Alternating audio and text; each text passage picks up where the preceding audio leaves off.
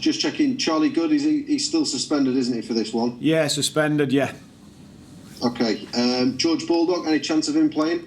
Yeah, much more positive. So we've had him on the grass with us today, which is great. So yeah, pleased about that. I'm not saying he's playing, but yeah, we're pleased where he is. Anyone else kind of back or fresh injuries from that perspective? No, still got the ones managing people through, but no, fine. We know we're light on numbers, but nothing's really changed from the last game other than getting George back. Some reflections on the Forest game then. A fair point in the end? Yeah, I think, because of, we've gone through the game, obviously, like we usually do. I thought they were, had the better of the first half, we had the better of the second. I thought they had the better of the first half, and I'm not taking anything away from them. Speaking with their staff afterwards, they were really pleased with how they played and thought it's one of the best they've played all season, which, yeah, very good, but we thought we played into hands a little bit.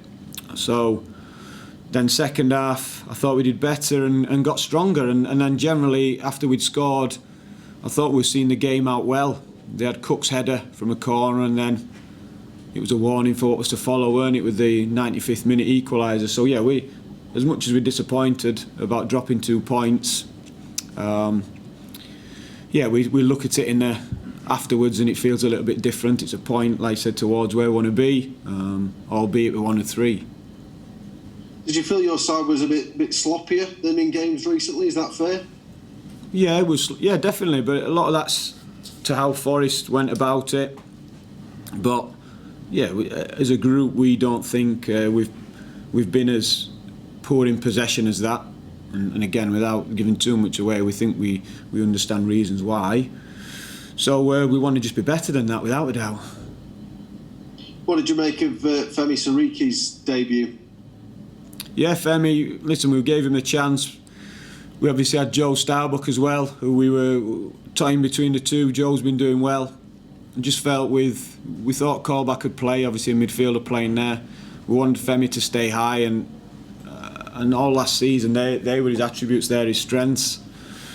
So we wanted to be able to use him to get him behind, and we did it on 2 or 3 occasions, but we didn't manage to get anything from it. So in that respect, he was quiet, but he worked hard, tried to perform his role for the team, and it's a big eye opener for him. It's a big learning curve. It's a big jump in what was a televised game, full house, 2 teams at the top end of the Championship.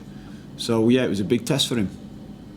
Do fans have to really be patient and give people time, especially when it's youngsters that are getting their opportunities? I've seen some discussions, about his performance, with some people sticking up for him and some being a little bit critical. These are young players, aren't they?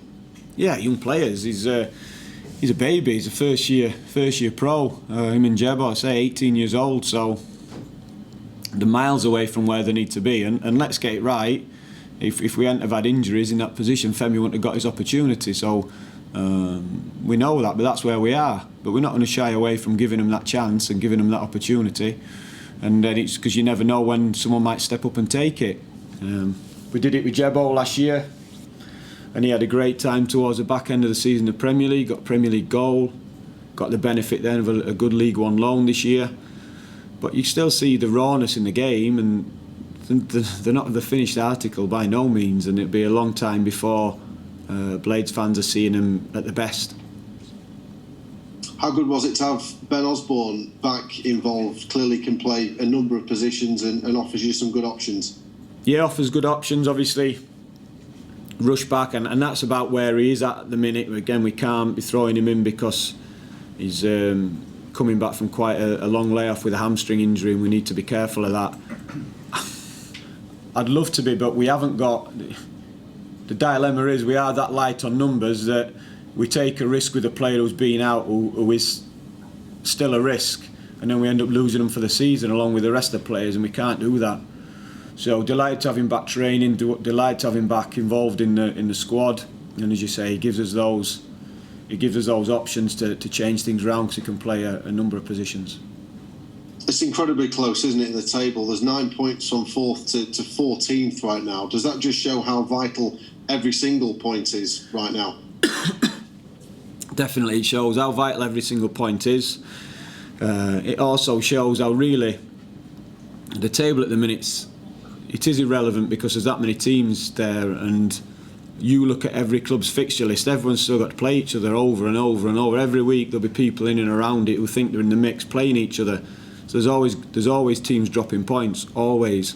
So all you can take care of is your own fixture list, your own games programme. So whilst of course we want to be up near the top end of the league, of course we do, but that only matters to me at the end of the season, are we in there. Before that, it's about the next opponents, and that's tomorrow night against Boro. Do you feel right now that the squad that you have has the strength, the fitness, the kind of mentality to at least secure that playoff place? Yeah, of course I feel that way. Yeah, listen, we'd like to not have the injuries we've got and have the people who we hopefully back before the end of the season back now. So we know we're light, we know we're down on numbers, but we've got to just rise to that challenge. We're not going to moan about it. As I said, it'd be an opportunity for other people. Hopefully, as we get people back, the likes of George, the likes of Charlie back from the suspension, the likes of Bash, and the likes of Ender, all of a sudden we're looking stronger again, and we've got more than competition for each position, if you like. We've got different choices, we've got people competing. So that's important. So yeah, we'd love to be in that spot, but we're not. And we don't know how long it'll be before we do get them all back. So there's nothing we can do about it, just focus on the next game. How do you feel about facing a friend, former colleague? I'm not quite sure how you describe Chris Wilder to yourself, but it certainly adds something to this game, doesn't it, Paul? Yeah, it does for lots of reasons. Listen, not so much for me. It'd be like playing him any other time we have, and we'll share a beer afterwards. We want to beat each other and we'll share a beer afterwards, but I've been in this position what Chris is in now, going back to your club, if you like, you supported, and first time he's come back, it'll be strange, it'll be different, but again, you know Chris as well as I do, that won't affect him on the day. He'll be desperate to win. There is a different feel when you go back, and you do want the points more, regardless of who you do, but it'll not be affect him in the 90 minutes. He may do in the build-up and decision making, things like that, but not in terms of the game and the outcome. That's down to the players on the pitch. He'll have done all his work now and prepared them the best he can, just as we have, and then it's over to the players. Clearly, Chris never really got a chance to say goodbye with the nature of how he left. What kind of reception should he receive? Oh, he'll get a great one, yeah, of course he will. Yeah, for lots of reasons, with, like you said, when Chris left, we had no fans about anyway. Football was a strange time at that point. But it's great to have him back, playing. And there'll be lots of people he's seen and lots of Blades fans he's seen in and around the city who he has said goodbye to, but not, obviously, Bramall Lane. So, yeah, he'll enjoy it. He'll want the game out of the way, without a doubt. And then he can begin to move forward, because that first one, it is different. But we can't get distracted by that. Us as staff, us as players, we just want to win. So whatever's going off, say it's out of our control. We're just down to the 11v11 on the pitch and make sure we try and win. How should Chris's time at Sheffield United be viewed now that the kind of dust has settled on what was a remarkable rise up the divisions? I think you just said it there. Remarkable. League One to the Premier League, 2 seasons in the Premier League, all in a very short space of time. So one of the golden parts of Sheffield United's history, without a doubt, and he'd be proud about that. And it'd be nice for him to get to that point in his life, in his career, where he can see it that way. At the minute, he maybe doesn't, maybe still unhappy about things that went off, desperate to turn us over to get the points, without a doubt. But that's what drives you as a competitor, so we'll have all that. But there'll come a point in Chris's life and career where he can really sit back and understand and probably reflect on what a great job he did here. You've obviously gone to 3 at the back, like Chris did during his time. How does your Sheffield United differ to Chris's Sheffield United? Personnel, probably. right now. We probably changed and had different ways of playing with a three in terms of playing with a front three. More so like a front three rather than 2 9s and a 10. So probably they're the big differences, and then the differences are probably the personnel as well. And I think everyone can see it when it's good to have different people in around your squad in the same positions. It really changes the dynamic then when you're in. I think probably we can see that now in the dynamic of our team with certain people missing. It changes the dynamic down one side, with certain people in on another side.